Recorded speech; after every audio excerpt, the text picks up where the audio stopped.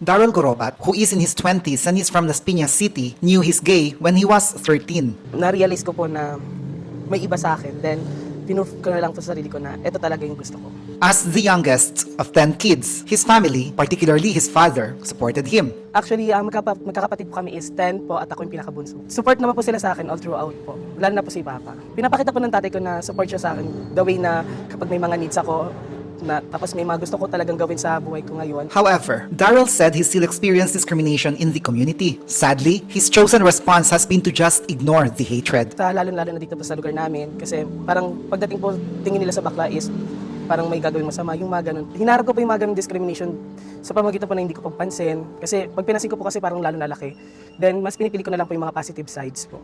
Daryl took up bread and pastry production in a vocational school after finishing high school. He now works as a cook. Ang work ko po ngayon ay cook po na isang resto. Daryl is single now, and no, hindi siya naghahanap ng jowa. Instead, he's focusing on making a living to support his family. Hindi po ako naghahanap.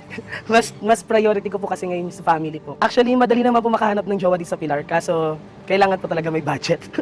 Kasi hindi naman po may iwasan yung ganun. There were still many issues that LGBTQIA+ people face, according to Daryl. Una po yung pagtanggap sa society, then po yung kahit sa work, mas magaling pa nga po mga LGBT. To haters of LGBTQIA+ people, Daryl suggested for them to choose to learn from us. Try niyo po intindihin. May mga bagay po kami na mas ma-appreciate ninyo kapag nalaman ninyo kung ano yung mga past stories and mga pagsubok na pinagdaanan namin na mas pinili namin maging positive sa buhay. And to LGBTQIA+ people, Daryl's advice is to follow your dreams, for it is there where you will find your happiness. Follow your dreams. Minsan, may kita mo na yung dreams na pinipilit mo tinatahak mo, doon ka magiging masaya.